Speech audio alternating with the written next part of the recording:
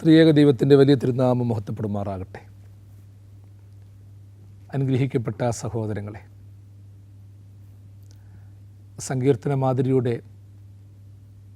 79-ാം എപ്പിസോഡിലേക്ക് ഏവരെയും ഹൃദ്യമായി സ്വാഗതം ചെയ്യുന്നു.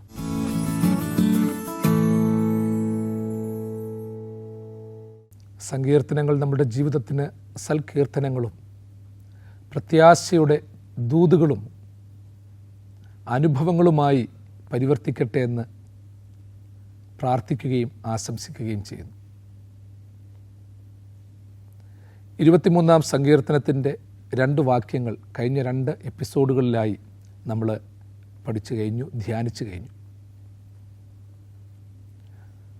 ഓരോ വാക്യങ്ങളും പറഞ്ഞു കഴിയുമ്പോൾ പറയാതെ പോകുന്ന, ചിന്തിക്കാതെ പോകുന്ന ആശയങ്ങൾ ധാരാളമുണ്ടെന്നുള്ള യാഥാർത്ഥ്യം ഓരോന്നോരോന്നായി മനസ്സിനെ മതിക്കുന്നുണ്ട്.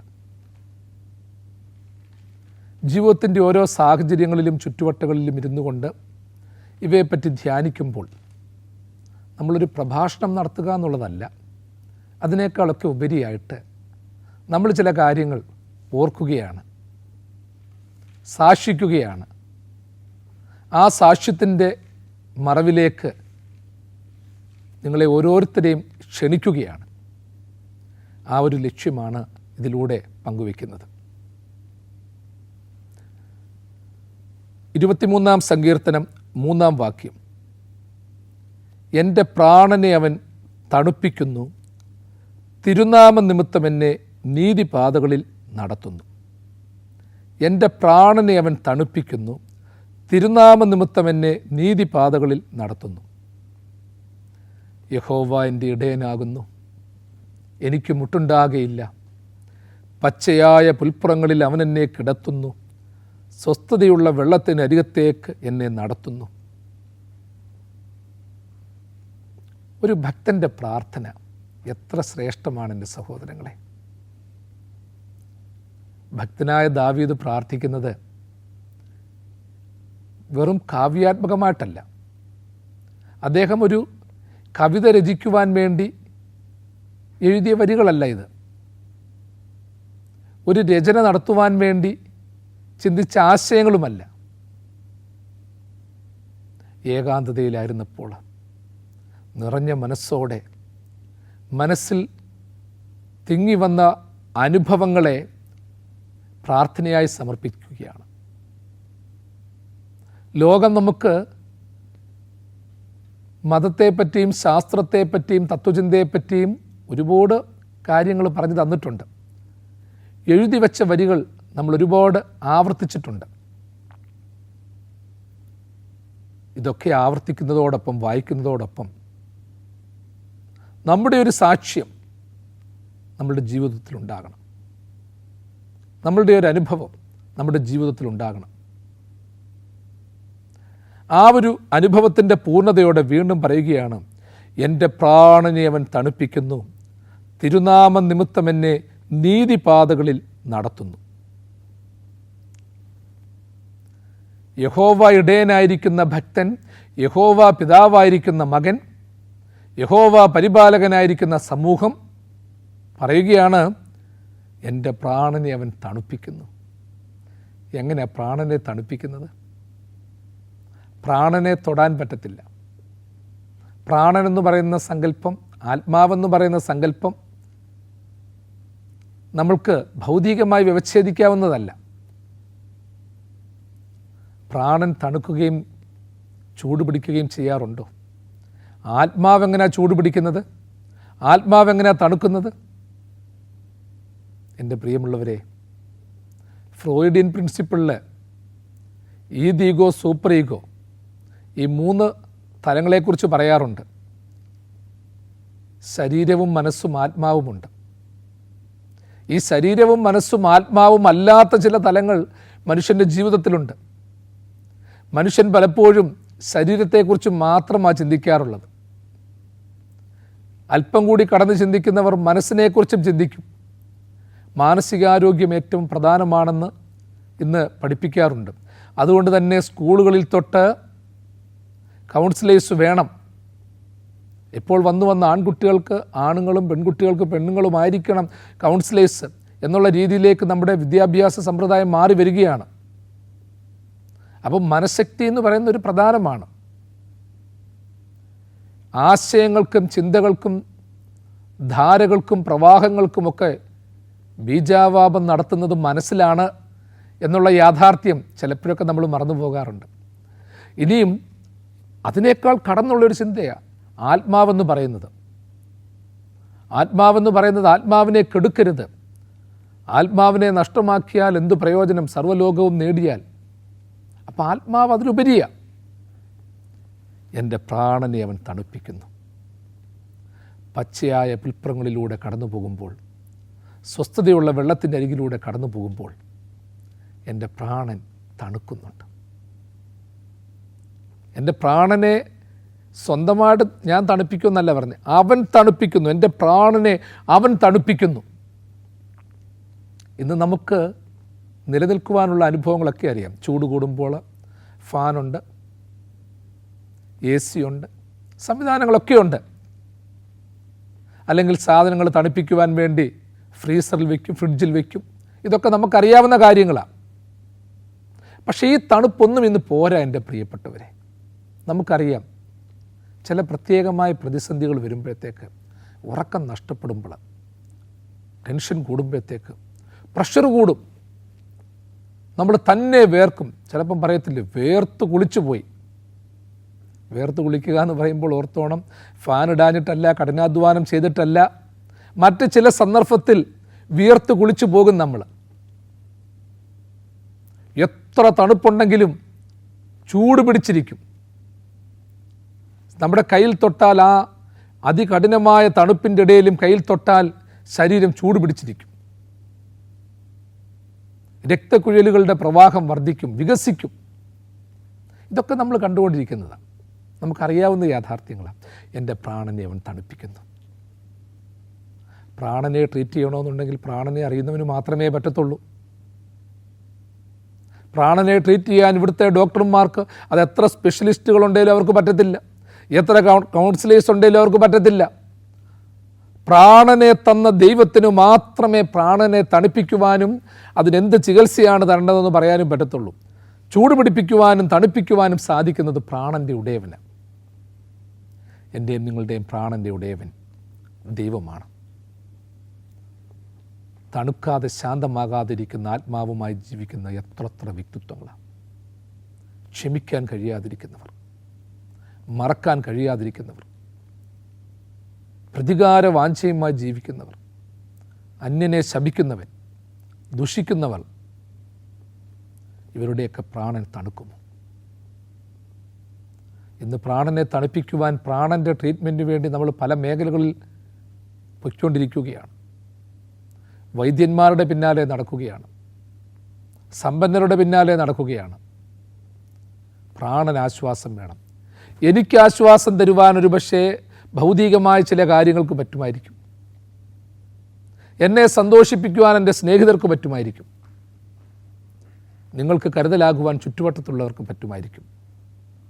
പക്ഷേ എൻ്റെയും നിങ്ങളുടെയും പ്രാണനെ ആശ്വാസം നൽകുവാൻ, എൻ്റെ പ്രാണനെ സംരക്ഷിക്കുവാൻ, തണുപ്പിക്കുവാൻ ഈ ലോകത്തിലുള്ള ഒന്നിനെ കൊണ്ടും പറ്റത്തില്ല എന്നുള്ള യാഥാർത്ഥ്യം നമ്മൾ സാക്ഷ്യത്തോടെ ഏറ്റു പറയണം, തുറന്നു പറയണം, സമ്മതിക്കണം. പ്രാണനുമായൊരു സംവേദനം നടത്തണം. മനസ്സിൻ്റെ സ്വരം നമ്മൾ കേൾക്കണം. ഇന്ന് നമ്മൾ മനസ്സിൻ്റെ സ്വരം കേൾക്കാറുണ്ടോ? ആത്മാവിൻ്റെ സ്വരം കേൾക്കാറുണ്ടോ? നമ്മൾക്കൊക്കെ അറിയാവുന്നത് ആത്മാവ്, പ്രാണൻ പെടയുന്നതിനെ പറ്റിയാണ്, പാതാളത്തിൽ വീഴുന്നതിനെ പറ്റിയാണ്, അഗ്നിചൂളയിൽ വീഴുന്നതിനെ പറ്റിയാണ്. ഇതൊക്കെ നമ്മൾ പൊടിപ്പും തൊങ്ങലുമൊക്കെ വെച്ച് ഒരുപാട് പറയാറുണ്ട്. നിത്യനരകത്തെ പറ്റിയൊക്കെ പറയാറുണ്ട്. എന്നാൽ ഇതിനപ്പുറമായ ചില തലങ്ങളുണ്ട്. ഈ ലോകത്തിൽ ജീവിച്ചിരിക്കുമ്പോൾ തന്നെ നിത്യനരകത്തിന് തുല്യമായ ഭീതിയിലും പരാജയത്തിലും കഴിയുന്നവരുണ്ട്. പലരും പറയത്തില്ലയോ, പ്രാണഭയം പിടിച്ചു. തിരുവചനത്തിൽ തന്നെ പലരുടെ അനുഭവങ്ങൾ പറയുന്നത് അവന് പ്രാണഭയം പിടിച്ചു. ശത്രുക്കൾ ഓടിയെടുത്തപ്പോൾ, കൊല്ലുവാൻ ശ്രമിച്ചപ്പോൾ പ്രാണഭയം പിടിച്ചു. ശൗലിനെക്കുറിച്ച് അങ്ങനെയാണ് പറയുന്നത്. ശൗലിൻ്റെയും മക്കളുടെയും അവസാനത്തെ ദാരുണമായ അനുഭവം നമ്മൾ വായിക്കുന്നത് അങ്ങനെയാണ്. 1 ശമൂവേൽ പ്രവാചകൻ്റെ പുസ്തകം അവസാനത്തെ അധ്യായത്തിൽ അത് പറയുന്നുണ്ട്. ശത്രുക്കളോടി അടുത്തപ്പോൾ പ്രാണഭയത്തിലായ ശൗൽ വാൾ ഊരിപ്പിടിച്ച് അതിൻ്റെ മുകളിലേക്ക് വീണു. പിന്നീട് അടുത്ത ഭാഗത്ത് പറയുന്നത് 2 ശമൂവേൽ 1 അധ്യായത്തിൽ നമ്മൾ വായിക്കുന്നത് അതിനേക്കാൾ ഉപരിയായ കാര്യമാണ്. അങ്ങനെ ഊരിപ്പിടിച്ച വാളിന്മേൽ വീണെങ്കിൽ തന്നെയും പ്രാണൻ പോയില്ല. ഗിൽബോവ മലനിരകളിൽ അതിവേദനയോടെ കിടക്കുകയാണ്. അപ്പോൾ അവിടെ ഓടി വന്ന ഒരു ദാസനെ കണ്ട് ശത്രുക്കളുടെ കയ്യിൽ ഞാൻ ഏൽക്കാതിരിക്കുവാൻ തക്കവണ്ണം നീ എന്നെ കൊല്ലണമെന്ന് പറഞ്ഞ് അവനെ കൊണ്ട് മരണം സ്വയം ഏറ്റുവാങ്ങുന്ന ശൗലിനെക്കുറിച്ച് നമ്മൾ പറയുന്നുണ്ട്. ശൗലിൻ്റെയും മക്കളുടെയും മൃതശരീരങ്ങൾ ഗിൽബോവ പർവ്വതത്തിൻ്റെ ആ മലമടക്കുകളിൽ ചിതറിക്കിടക്കുകയായിരുന്നു. ശത്രുക്കൾ അത് ആഘോഷിക്കുകയായിരുന്നു. പ്രാണഭയത്തിലാകുന്ന അനുഭവങ്ങൾ ഒത്തിരിയില്ലേ പ്രിയമുള്ളവരെ? എൻ്റെ പ്രാണനെ അവൻ തണുപ്പിക്കുന്നു എന്ന് പറയുമ്പോൾ ഏതൊക്കെ സാഹചര്യങ്ങളിലാണ് നമ്മൾ പ്രാണഭയത്തിലാകുന്നത്? ഒരു ബിസിനസ് വലിയ രീതിയിൽ പൊട്ടുമ്പോൾ ആ സമയത്തുണ്ടാകുന്ന ഒരു അനുഭവം, പരീക്ഷ എഴുതിയവർക്ക് പരാജയപ്പെടുമ്പോൾ ഉണ്ടാകുന്ന അനുഭവം, അഡ്മിഷൻ പ്രതീക്ഷിക്കുന്നവർക്ക് കിട്ടാതിരിക്കുമ്പോൾ ഉണ്ടാകുന്ന ഒരു പേടി, ആരോപണങ്ങളും പ്രത്യാരോപണങ്ങളും കേൾക്കുമ്പോൾ ഉണ്ടാകുന്ന ഒരു അനുഭവം. അടുത്ത നാളുകളിലൊക്കെ ഏറ്റവും കൂടുതൽ നമ്മുടെ ചെറുപ്പക്കാർ സാമൂഹ്യ മാധ്യമങ്ങൾ അമിതമായി ഉപയോഗിക്കുന്നത് മൂലം അതിവേദന അനുഭവിക്കുന്ന ചില പ്രശ്നങ്ങളുണ്ട്. ചിലരൊക്കെ ബ്ലാക്ക് മെയിൽ ചെയ്ത് പേടിപ്പിക്കുന്നുണ്ട്. അങ്ങനെയൊക്കെയുള്ളവർ കണ്ണുനീരോടുകൂടി ഓടി വരാറുണ്ട്. അത്തരക്കാരുടെ കണ്ണുകളിലേക്ക് നോക്കിയിട്ടുണ്ട് ഞാൻ. പേടിപ്പെടുത്തുന്ന അനുഭവത്തിൻ്റെ അഗാധമായ അനുഭവം നമ്മൾക്ക് അവരുടെ മുഖങ്ങളിൽ കൂടി കാണാം. സാമ്പത്തിക നഷ്ടം മാത്രമല്ല, മാനസിക നഷ്ടവും പ്രാണനെ പേടിപ്പിക്കുന്നുണ്ട്. തലമുറകൾ നോക്കാത്തത് മൂലം പ്രയാസത്തിലായിരിക്കുന്നവർ, ശരിയായ രീതിയിൽ ചികിത്സ കിട്ടാത്തവർ, വഞ്ചന മൂലം പ്രാണഭയത്തിലായവർ, ദാരിദ്ര്യ ദുഃഖത്താൽ പ്രാണഭയത്തിലായവർ, ഭാവിയെക്കുറിച്ച് ഭയചകിതരായവർ, ഇവരൊക്കെ പ്രാണഭയത്തിലായിരിക്കുന്നവരാ. ഇത് നമ്മുടെ ശരീരത്തെ മാത്രം ബാധിക്കുന്നതല്ല എന്ന് ഓർത്തോണം. അതുകൊണ്ടാണ് മനസ്സിനെ വേദനിപ്പിക്കുന്നത്. എൻ്റെ പ്രിയപ്പെട്ടവരെ, നമ്മൾ ഈ ലോകത്തിലെ പൗരന്മാരല്ല. ഈ ലോകത്തിലെ പുരുഷന്മാരോ സ്ത്രീകളോ അല്ല, പ്രജകളല്ല. വരുവാനുള്ള രാജ്യത്തിലെ പ്രജകളാണ്. വരുവാനുള്ള രാജ്യത്തിലെ പ്രജകളാണ് നാമെങ്കിൽ അതിൻ്റെ പ്രതിഫലനമായ ഭൗതികമായ ലോകത്തിൽ ജീവിക്കുമ്പോൾ അതിനനുസൃതമായൊരൊരുക്കവും സമർപ്പണവും എൻ്റെയും നിങ്ങളുടെയും ഒക്കെ ജീവിതത്തിൽ ഉണ്ടാകണം. എൻ്റെ പ്രാണനെ തണുപ്പിക്കുവാൻ തക്കവണ്ണം ശക്തനായ ദൈവത്തെ നമ്മൾ തിരിച്ചറിയണം. ആ വൈദ്യനെ തിരിച്ചറിയണം. സുറിയാനി ക്രിസ്ത്യാനികളുടെ ആരാധനാക്രമത്തിലുള്ളൊരു പാട്ട്, സുപരിചിതമായൊരു ഗാനം. വൈദ്യന്മാർ പക്കൽ ഞാൻ പോയി, അവരൗഷധമെല്ലാം ചെയ്തിട്ടില്ലൊരു ഗുണവും, എൻ വ്രണമോ കഠിനം, നൽവൈദ്യ നിന്നെയും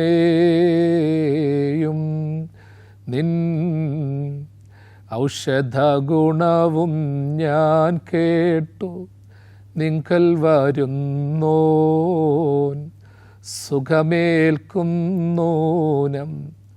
നൽവൈദ്യ നിന്നെയും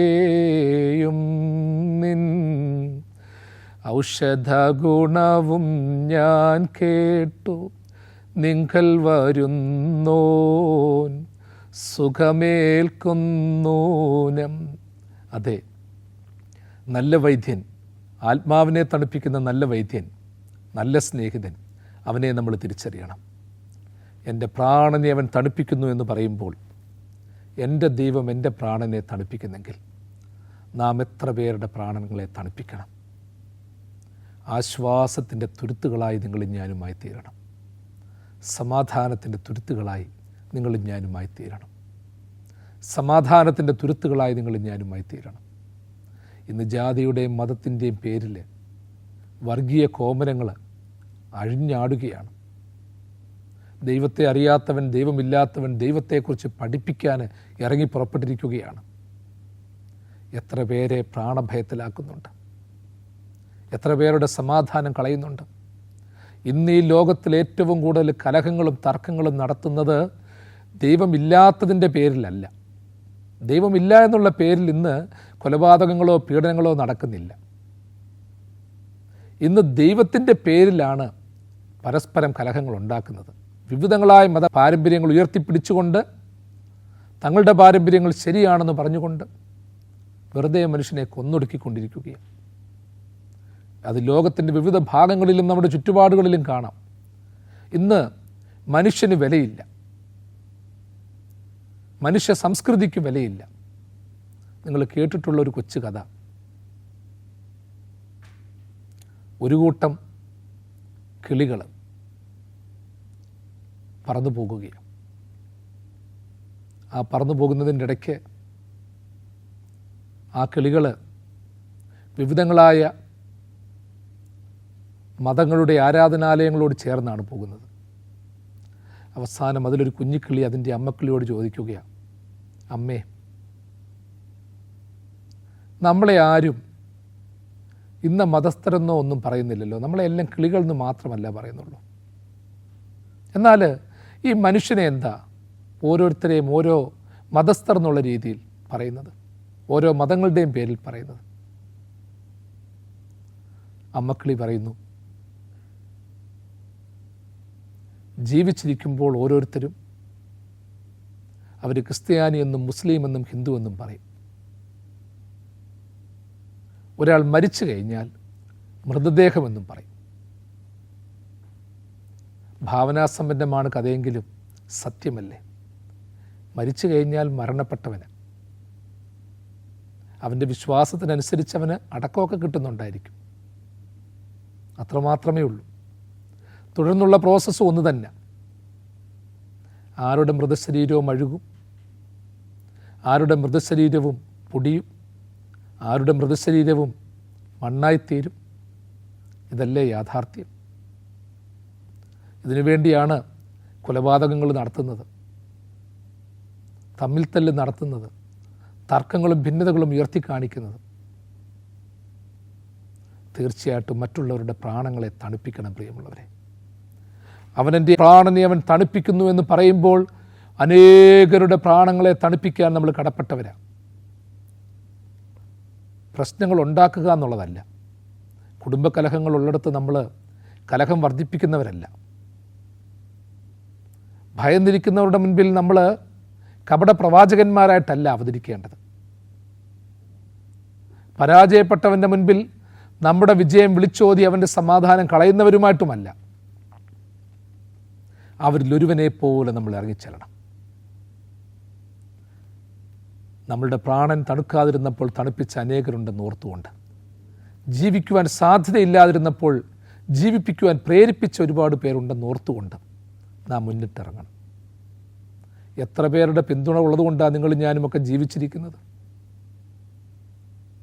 ആരൊക്കെയോ നമ്മളെ വിശ്വസിച്ചിട്ടുണ്ട്, ആരൊക്കെയോ നമ്മളെ കരുതിയിട്ടുണ്ട്, കൈപിടിച്ചുയർത്തിയിട്ടുണ്ട്, ഇപ്പോഴും കൈപിടിക്കുവാൻ തക്കവണ്ണം കൈ നീട്ടിത്തരുന്നുണ്ട്. ഒരുവൻ എൻ്റെയോ നിങ്ങളുടെയോ നേരെയോ കൈ നീട്ടുമ്പോൾ പ്രിയമുള്ളവരെ ഒരു കാര്യം ഓർത്തോണം, അവൻ എന്നെ മാത്രം രക്ഷപ്പെടുത്തുവാൻ വേണ്ടി കൈ നീട്ടുകയല്ല, മറിച്ച് കൈ നീട്ടുന്നവനൊരു സ്വപ്നമുണ്ട്. ഞാൻ ഒരുവനെ കൈ നീട്ടിക്കൊടുത്താൽ അവനിലൂടെ നൂറുകണക്കിന് പേര് ഒരു ചെയിൻ റിയാക്ഷൻ പോലെ രക്ഷപ്പെടുവാൻ തക്കവണ്ണം ഉണ്ട്. അതിനുവേണ്ടിയുള്ളൊരു പരിശ്രമമാണ് നിങ്ങളും ഞാനും നടത്തേണ്ടത്. നമ്മളുടെ മുൻപിലൊക്കെയുള്ള ഓരോ വ്യക്തിത്വങ്ങളെ നമ്മൾ ഓർത്തുകൊള്ളണം. മദർ തെരേസായും മഹാത്മാഗാന്ധിയും എബ്രഹാം ലിങ്കണുമൊക്കെ ലോകത്തിന് വെളിച്ചങ്ങളായി മാറിയത് നിങ്ങൾ ഓർത്തോണം. അവരെയൊക്കെ താങ്ങിയ അനേകം ചെറിയ കരങ്ങളുണ്ടായിരുന്നു. ഭൗതികമായി ശക്തി കുറഞ്ഞ ചില കരങ്ങളുണ്ടായിരുന്നു. ഭൗതികമായി ശക്തി കുറഞ്ഞ ബലഹീനപ്പെട്ട ചില കരങ്ങൾ കൊണ്ട് അത്തരക്കാരെ അവർ കരുതിയിട്ടുണ്ടെങ്കിൽ, താങ്ങി വിളിച്ചിട്ടുണ്ടെങ്കിൽ, അവരിലൂടെ അനേകർ ഉയർന്നു വന്നു. എൻ്റെ പ്രാണനെ അവൻ തണുപ്പിക്കുന്നു. അതെ, കാണാൻ കഴിയാത്ത, കേൾക്കാൻ കഴിയാത്ത എൻ്റെ പ്രാണനെ തണുപ്പിക്കുന്ന എൻ്റെ ആത്മവൈദ്യനായ ദൈവം എനിക്ക് ഉള്ളതുപോലെ ആ വൈദ്യൻ്റെ വൈദ്യം നമ്മൾ പഠിച്ചേ പറ്റത്തുള്ളൂ. ചില വൈദ്യങ്ങൾ തലമുറകളായി പങ്കുവെക്കണം. ശാസ്ത്ര സത്യങ്ങൾ തലമുറയായി പങ്കുവെക്കും. മെഡിക്കൽ എത്തിക്സ് എന്ന് പറയുന്നത് അതാണ്. അതൊന്നും അതായത് രഹസ്യമായി വെക്കാനുള്ളതല്ല. പഴയ കാലത്ത് പറയും ചിലതൊക്കെ എന്ന് വെച്ചാൽ മന്ത്രങ്ങൾ പോലെയാണ്, അത് ഒളിഞ്ഞു മാത്രം ഇരിക്കാനുള്ളതാണ്, അവരോടുകൂടി നശിച്ചു പോകാനുള്ളതാണ്. എങ്കിൽ തന്നെയും ഗുരുക്കന്മാർ ചെയ്യുന്ന ഒരു കാര്യമുണ്ട്, ആർക്കും പറഞ്ഞു കൊടുക്കാതിരിക്കുന്ന കാര്യങ്ങൾ അവസാന ഘട്ടത്തിൽ തനിക്ക് പ്രിയപ്പെട്ട യോഗ്യനെന്ന് തോന്നുന്നവന് പറഞ്ഞു കൊടുക്കും. അത് യോഗ്യനെന്ന് തോന്നുന്നവന് മാത്രമേ പറഞ്ഞു കൊടുക്കത്തുള്ളൂ. അയോഗ്യന് പറഞ്ഞു കൊടുത്തു കഴിഞ്ഞാൽ അതൊരു നാശമായി മാറും. ആയതുപോലെ എൻ്റെയും നിങ്ങളുടെയും ജീവിതത്തിൽ ഓർത്തോണം, എന്നെ നിങ്ങളെ തണുപ്പിച്ച ആ വൈദ്യൻ്റെ മന്ത്രങ്ങളും മന്ത്രണങ്ങളും ഏറ്റെടുത്തുകൊണ്ട് അനേകരുടെ ഹൃദയങ്ങളിലൂടെ നമ്മൾ സഞ്ചരിക്കണം. എൻ്റെ പ്രാണനെ അവൻ തണുപ്പിക്കുന്നു. വീണ്ടും പറയുന്നു, തിരുനാമ നിമിത്തം എന്നെ നീതിപാതകളിൽ കൂടി നടത്തുന്നു. തിരുനാമ നിമിത്തം എന്നെ നീതിപാതകളിൽ കൂടി നടത്തുന്നു. അതൊരു പ്രത്യേകിച്ച് നമ്മൾ ധ്യാനിക്കേണ്ട ഒരു കാര്യമാണ്. അതിന് 2 കാര്യങ്ങളാണ് പറയുന്നത്. നീതിപാതകളിൽ നടത്തുന്നു, അതെന്തിലൂടെയാണ്, എങ്ങനെയാണ്? തിരുനാമം നിമിത്തം. നീതിപാതകളിൽ കൂടി നടത്തുക എന്ന് വെച്ച് കഴിഞ്ഞാൽ ഓർത്തോണം, ഒരു പാതയിലൂടെ നടത്തുക എന്ന് വെച്ചാൽ ഒന്ന്, പാതയെക്കുറിച്ച് നടത്തുന്നവന് ബോധ്യമുണ്ടാകണം, അതിൻ്റെ അറ്റവും മൂലയും അറിയണം, വെളിച്ചം വേണം, കൂടെ നടക്കണം. നടത്തുക എന്ന് വെച്ചാൽ കൂടെ നടക്കണം, വഴി പറഞ്ഞു കൊടുക്കുകയല്ല, ഇതുവഴി അങ്ങ് പൊയ്ക്കുമെന്ന് പറയുകയല്ല. മറിച്ച് നീ ഇന്ന വഴിയിലൂടെ തന്നെ പോകണമെന്ന് പറഞ്ഞ് അവൻ്റെ കൂടെ നടന്നു പോകുകയാണ്. ഒരു നാഴിക നിന്നോടൊപ്പം നടക്കുവാൻ ഒരുത്തൻ നിന്നെ നിർബന്ധിച്ചാൽ 2 വഴിത്താരെ അവനോടൊപ്പം, 2 നാഴിക അവനോടൊപ്പം നീ നടക്കണമെന്ന് പഠിപ്പിച്ച യഥാർത്ഥ ഇടയൻ്റെ ഗുരുവിൻ്റെ പിൻഗാമികളാണ് നിങ്ങളും ഞാനുമൊക്കെ. തിരുനാമം നിമിത്തം എന്നെ നീതിപാതകളിൽ കൂടി നടത്തുന്നു. എന്താണ് അവൻ്റെ തിരുനാമം? അവൻ്റെ വചനങ്ങൾ, അവൻ്റെ ഉപദേശങ്ങൾ, തിരുവചന മനനങ്ങൾ, ധ്യാനങ്ങൾ, ഉപദേശങ്ങൾ, ഇതെല്ലാം തന്നെ കർത്താവിൻ്റെ തിരുനാമമാണ്, കർത്താവിൻ്റെ ഹിതമാണ്. തിരുനാമ നിമിത്തം എന്നെ നീതിപാതകളിൽ കൂടി നടത്തുന്നു. നീതിയുടെ പാതകൾ വേദപുസ്തകം പഠിപ്പിക്കുന്നത് സ്വർഗത്തിലേക്കുള്ള വാതിൽ ഇടുക്കമേറിയതാണ്, നാശത്തിലേക്കുള്ള വാതിൽ വിശാലമാണ്. അപ്പം വിശാലമായ വാതിലുകൾ ഒത്തിരി ഉണ്ട്, അതിൻ്റെ ഇടയ്ക്കാണ് ഈ നീതിപാതകളിലൂടെയുള്ള നടത്തിപ്പ് നടത്തുന്നത്. നീതിപാതകളിലൂടെയുള്ള നടത്തിപ്പെന്ന് പറയുമ്പോൾ നിങ്ങൾ ഞാനുമൊക്കെ ഓർത്തോണം, പാതകൾ അനേകമുണ്ടെങ്കിലും നടത്തുന്നവർ അനേകമുണ്ടെങ്കിലും അതിൻ്റെ മാർഗങ്ങൾ ഒത്തിരി ഉണ്ടെങ്കിലും വഴി അറിയാവുന്നവനോടൊപ്പം നടക്കണം. വഴി അറിയാവുന്നവനോടൊപ്പമേ നടക്കാവൂ. എന്നെ നടത്തുന്നവൻ നായകനാണെന്ന ബോധ്യമുണ്ടാകണം. നായകനല്ലാത്തവൻ നയിക്കുന്ന പാതയിലൂടെ നടക്കുന്നവൻ നാശത്തിലൂടെ എത്തിച്ചേരത്തുള്ളൂ, അന്ധകാര വഴിത്താരിലൂടെ എത്തത്തുള്ളൂ. വഴികളുടെ ഒരു പ്രത്യേകതയുണ്ട്, എല്ലാ വഴികളും ഒരുപോലെയല്ല. നമുക്ക് തന്നെ അറിയാം, എപ്പോഴും MC റോഡും നാഷണൽ ഹൈവേയും മെയിൻ റോഡും മാത്രമല്ല ഒരു യാത്രികനുള്ളത്. ചിലപ്പോൾ ഒരു ഏകാന്ത പഥികൻ അവൻ്റെ യാത്രയിൽ ഒരുപക്ഷെ പഴയകാലത്ത് നടന്നു പോകുന്ന യാത്രകൾ, ഇടവഴികൾ, ഊടുവഴികൾ, പൊളിഞ്ഞു കിടക്കുന്ന വഴികൾ ഒക്കെയുണ്ട്. ഇപ്പോഴും നമ്മൾ ഓർത്തോണം, നമ്മൾ വാഹനങ്ങളിൽ പോകുക, ചില വഴിയിലൂടെ നല്ല സ്പീഡിൽ പോകാൻ പറ്റും. പക്ഷേ പോകുന്ന കൂട്ടത്തിൽ ചിലപ്പോൾ ട്രാഫിക് ജാമൊക്കെ വരാം, നമ്മളവിടെ കുടുങ്ങിക്കിടക്കും. കുടുങ്ങിക്കിടക്കുമ്പോൾ അനേകം വാഹനങ്ങൾക്കിടയിൽ കിടന്ന് വെറുതെ ഹോണടിച്ചിട്ട് കാര്യമില്ല, പോയേ പറ്റത്തുള്ളൂ, പറന്നു പോകാൻ പറ്റത്തില്ലല്ലോ. ചിലപ്പോൾ നമ്മൾ ഗൂഗിൾ മാപ്പ് ഇടും. ഈ ഗൂഗിൾ മാപ്പ് നമ്മെ നയിക്കുന്ന വഴികളെന്ന് പറയുന്നത് കൊച്ചു വഴികളൊക്കെ ആയിരിക്കും, ഇടുങ്ങിയ വഴികളിലൊക്കെ ആയിരിക്കും. ചിലപ്പോൾ പോകുന്ന കൂട്ടത്തിൽ പെട്ടെന്ന് വഴിത്താര മാറ്റിവിടുമ്പോൾ ഓർത്തോണം, അതുപോലെ ഒരു ട്രാഫിക് ജാം, ഒരു കൺജക്ഷൻ മുമ്പിലുണ്ട്. ഇന്നത്തെ കാലത്ത് അത് കാണിക്കും, കൺജക്ഷൻ എഹഡ്, മുൻപിലൊരു കൺജക്ഷൻ ഉണ്ട്, ഒരു വലിയ ട്രാഫിക് ജാം ഉണ്ട്, അതുകൊണ്ട് നീ ആ വഴിയെ കൂടെ പോകണ്ട, നീ ഇന്ന വഴിയെ കൂടെ പോയാൽ മതി. വഴിയാത്രകൾ ഉടനീളം ഇങ്ങനെ എൻ്റെ പ്രിയപ്പെട്ടവരെ. ചില സമയത്ത് ശാന്തമായി കിടന്നേ പറ്റത്തുള്ളൂ, സ്വസ്ഥമായി കിടന്നേ പറ്റത്തുള്ളൂ, വിശ്രമിച്ചേ പറ്റത്തുള്ളൂ. ചിലപ്പോൾ നമ്മുടെ വാഹനം ഓഫാക്കിയിട്ടേ പറ്റത്തുള്ളൂ. സിഗ്നലിൽ കിടക്കുമ്പോൾ ശാന്തത പുലർത്തിയേ പറ്റത്തുള്ളൂ. മുമ്പിലും പുറയിലും കിടക്കുന്നവനെ അലോസരപ്പെടുത്തിയിട്ട് കാര്യമില്ല. ദൈവത്തിൻ്റെ നീതിപാതകൾ വ്യത്യസ്തതയുടേതാണ്. ദൈവത്തിൻ്റെ നീതിപാതകൾ നമ്മൾ പ്രതീക്ഷിക്കുന്നതല്ല, നമ്മൾ വെട്ടിയ വഴിത്താരയിലൂടെ ദൈവം നമ്മളെ നയിക്കണമെന്ന് പറഞ്ഞിട്ട് കാര്യമില്ല. ദൈവമേ, നീ എന്നെ ഇന്ന വഴിയിലൂടെ നയിക്കണം, എനിക്ക് ഇന്ന ജോലി തന്ന് ഇന്ന രീതിയിൽ എന്നെ കല്യാണം കഴിപ്പിച്ച് ഇന്നടത്ത് എന്നെ എത്തിച്ച് ഇത്ര നിക്ഷേപം തന്ന് ദൈവം എന്നെ നടത്തണമെന്നല്ല നമ്മൾ പ്രാർത്ഥിക്കേണ്ടത്. എൻ്റെ ജീവിതത്തെക്കുറിച്ച് നിനക്കെന്താണ് പദ്ധതി? ഞാൻ ഏത് വഴിയിലൂടെ പോകുന്നതെന്ന് നീ ഉദ്ദേശിക്കുന്നത്? ഇന്ന വഴിയിലൂടെ പോയി കഴിഞ്ഞാൽ എൻ്റെ ജീവിതം ദൈവമേ തളർന്നു പോകുമല്ലോ, ഞാൻ സമയത്തെത്തത്തില്ലല്ലോ, സമയത്തെത്താതിരിക്കുമല്ലോ. അതുകൊണ്ട് ദൈവം ചില മുന്നറിയിപ്പുകളൊക്കെ തരും. അതിനെ അതിജീവിച്ച് നമ്മൾ മുൻപോട്ട് പോയി കഴിഞ്ഞാൽ ചിലപ്പോൾ നമുക്ക് തോന്നും ഇന്ന വഴിയിലൂടെ പോയാൽ 2 കിലോമീറ്റർ ലാഭമാണ്. ചിലപ്പോൾ നമ്മളെ 3-4 കിലോമീറ്ററുകൾ ദൂരത്തിൽ വിട്ടാലും ചിലപ്പോൾ 2-3 മണിക്കൂറിൽ നിന്ന് നമ്മളെ ലാഭിക്കുകയായിരിക്കും. ആത്യന്തികമായി ദൈവം നടത്തിത്തരുന്ന വഴിത്താരിലൂടെ പോകണം. ആ വഴിത്താരിലൂടെ പോകുമ്പോഴേ ജീവിതം അതിൻ്റെ പൂർണ്ണതയിലെത്തത്തുള്ളൂ. ഹൃദയംഗമായിട്ട് നമ്മൾ പാടാം, തിരുനാമനിമിത്തം എന്നെ നീതിപാതകൾ കൂടി നടത്തുന്നു. അതെ, അവൻ്റെ നാമനിമിത്തമാണ്, മറ്റുള്ളവരുടെ ഉപദേശങ്ങളല്ല. ദൈവത്തിൻ്റെ നാമമാകുന്ന അനുഭവത്തിലൂടെ, ദൈവത്തിൻ്റെ നാമമാകുന്ന മനസ്സിലൂടെ ദൈവം എന്നെ നിങ്ങളെ നടത്തുന്നുണ്ട്. കണ്ണുനീരോടെ നമുക്ക് ദൈവസന്നിധിയിൽ സമർപ്പിക്കുവാനുള്ള, ആവശ്യപ്പെടുവാനുള്ള ഒരു വലിയ കാര്യവും അതുതന്നെയാണ്. ദൈവമേ, നിൻ്റെ വഴിയിലൂടെ ഞാൻ നടന്ന്, നിൻ്റെ വഴിത്താരിയിലൂടെ നടന്ന് പരമപദം പ്രാപിക്കുവാനിടയാകണം. നാം ധ്യാനിച്ചത് എൻ്റെ പ്രാണനെ അവൻ തണുപ്പിക്കുന്നു, തിരുനാമനിമിത്തം എന്നെ നീതിപാതകൾ കൂടി നടത്തുന്നു. ശരീരത്തെയല്ല, പ്രാണനെയാണ് തണുപ്പിക്കുന്നത്. പ്രാണനെ തണുപ്പിക്കുവാൻ പ്രാണൻ്റെ ആത്മാവിൻ്റെ ചികിത്സ അറിയുന്നവനെ നമ്മൾ പിന്തുടരണം. പ്രാണനെ തണുപ്പിക്കുവാൻ ആ സ്വർഗീയ വൈദ്യൻ എടുക്കുന്ന മെത്തഡോളജികളെ നമ്മൾ പിന്തുടരണം. ആ സ്വർഗീയ വൈദ്യൻ എൻ്റെ പ്രാണനെ തണുപ്പിക്കുവാൻ വേണ്ടി നൽകുന്ന ശിക്ഷകളെ സ്വീകരിക്കണം. എൻ്റെ പ്രാണനെ ചൂട് പിടിപ്പിക്കുവാനും തണുപ്പിക്കുവാനും സാഹചര്യങ്ങൾക്കനുസരിച്ച് അവൻ അറിയാം. തണുക്കാതിരിക്കുന്ന എൻ്റെ മനസ്സൊത്തിരിയുണ്ട്. എൻ്റെ മനസ്സ് പലപ്പോഴും നമ്മൾ പറയണം, ദൈവമേ, എൻ്റെ മനസ്സ് ചൂട് പിടിച്ചിരിക്കുകയാണ്, എല്ലാം കൊണ്ടും തകർന്നിരിക്കുകയാണ്. ഏതു ഗുണമെന്നറിവാൻ ഇല്ല ജ്ഞാനം എന്നിൽ നാഥ, നിൻ തിരുനാമം നിമിത്തം നീതിപാതയിൽ നടത്തൂ, നിന്റെ ഹിതം പോലെ എന്നെ നിത്യം നടത്തിയിടണമേ. ദൈവം തൻ്റെ വലങ്കരം നീട്ടി നിങ്ങളെല്ലാവരെയും സദാകാലവും വാഴ്ത്തി അനുഗ്രഹിക്കുമാറാകട്ടെ.